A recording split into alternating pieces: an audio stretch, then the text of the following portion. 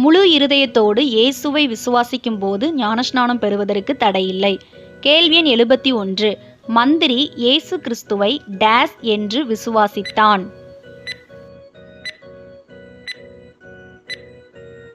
தேவனுடைய குமாரன் என்று விசுவாசித்தான். அப்போஸ்தலர் 8:37. கேள்வி எண் 72. பிலிப்பு ரதத்தை நிறுத்தச் சொன்னான். சரியா தவறா என கூறுக.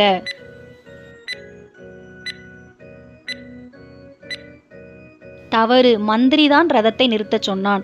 அப்போஸ்தலர் 8:37 மற்றும் 38. கேள்வி எண் 73. பிலிப்பும் மந்திரியும் தண்ணீரில் இறங்கினார்கள். சரியா தவறா என கூறுக. சரி, இருவருமே தண்ணீரில் இறங்கினர். அப்போஸ்தலர் 8:38. கேள்வி எண் 74. எத்தியோப்பிய மந்திரிக்கு ஞானஸ்நானம் கொடுத்தது யார்?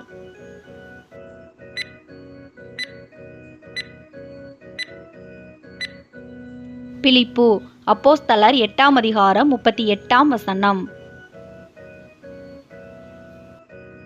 கேள்வி எண் 75. பிலிப்பை கொண்டு போய் விட்டது யார்?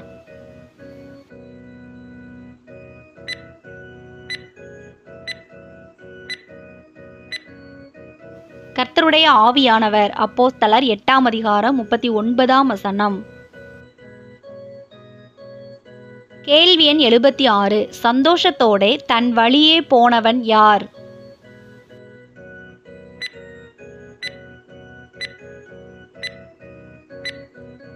எத்தியோப்பிய மந்திரி. அப்போஸ்தலர் 8:39.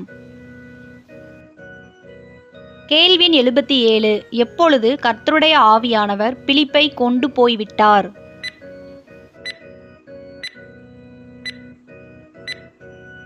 பிலிப்பும் மந்திரியும் தண்ணீரிலிருந்து கரையேறின பொழுது. அப்போஸ்தலர் 8:39. கேள்வி எண் 78. கர்த்தருடைய ஆவியானவர் பிலிப்பை எங்கே கொண்டு போய் விட்டார்?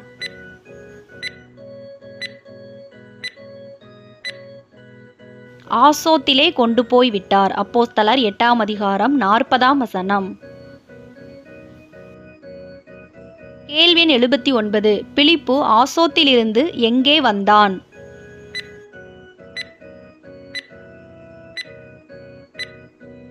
செசரியாவுக்கு வந்தான். அப்போஸ்தலர் 8:40. கேள்வி எண் 80. பிலிப்பு ஆசோத்திலிருந்து செசரியாவுக்கு வருகிற வரையில் டேஸ் சுவிசேஷத்தை பிரசங்கித்து கொண்டு வந்தான். சகல பட்டணங்களிலும். அப்போஸ்தலர்